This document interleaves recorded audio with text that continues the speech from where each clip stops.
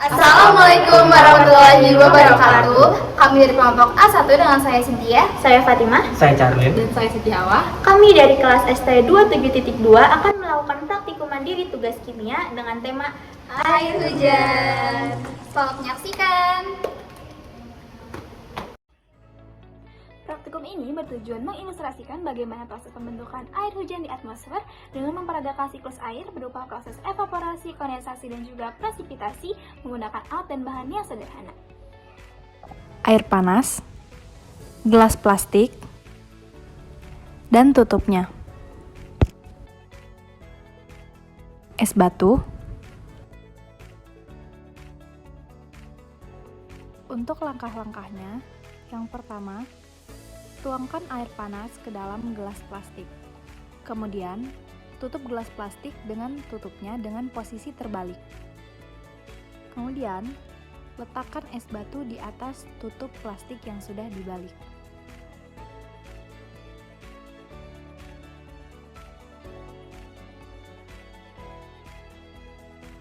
Dan tunggu hingga terjadi perubahan.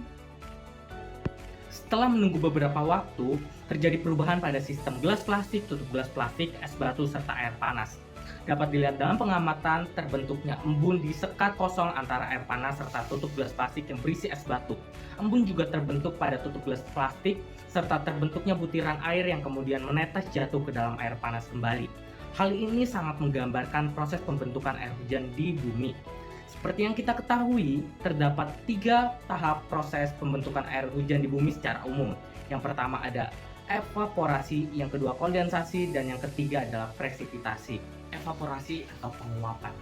Air panas pada percobaan menggambarkan air di permukaan bumi yang terkena sinar dan panas matahari sehingga suhunya akan terus-menerus meningkat. Seiring dengan meningkatnya suhu pada air, maka akan terjadi proses perubahan wujud dari cair menjadi gas.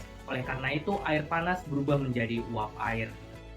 Kondensasi atau pengembunan. Uap air dari proses sebelumnya akan naik terus-menerus.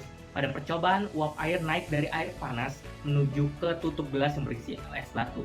Tentunya suhunya akan jauh lebih rendah. Oleh karena itu, akan terjadi proses perubahan wujud kembali dari uap menjadi cair, yaitu embun dan butiran air kecil.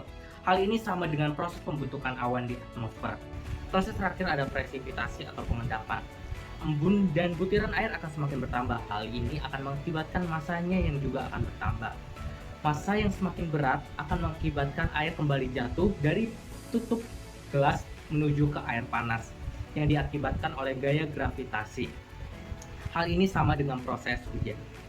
Terdapat persamaan juga terdapat perbedaan antara proses hujan alami dan praktikum yang kami lakukan. Pada hujan alami, butiran air dapat terbentuk di udara karena ada gaya kohesi antar molekul air.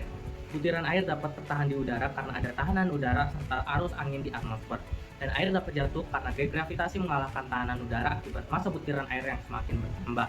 Sementara pada praktikum yang kami lakukan, gaya kohesi juga membentuk butiran air di atas. Tetapi terdapat gaya adhesi antara permukaan gelas dan permukaan tutup gelas dengan air, sehingga butiran air dapat tertahan di atas.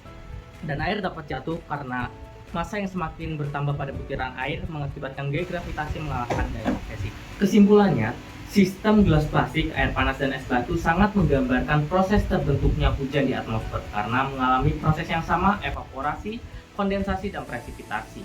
Akan tetapi pada sistem ini menggunakan gaya adhesi untuk menahan butiran air di atas, tapi pada hujan alami menggunakan tahanan udara dan arus angin di udara untuk menahan butiran air di atmosfer. Sekian dari kelompok kami. Terima kasih sudah menyaksikan. Wassalamualaikum warahmatullahi wabarakatuh.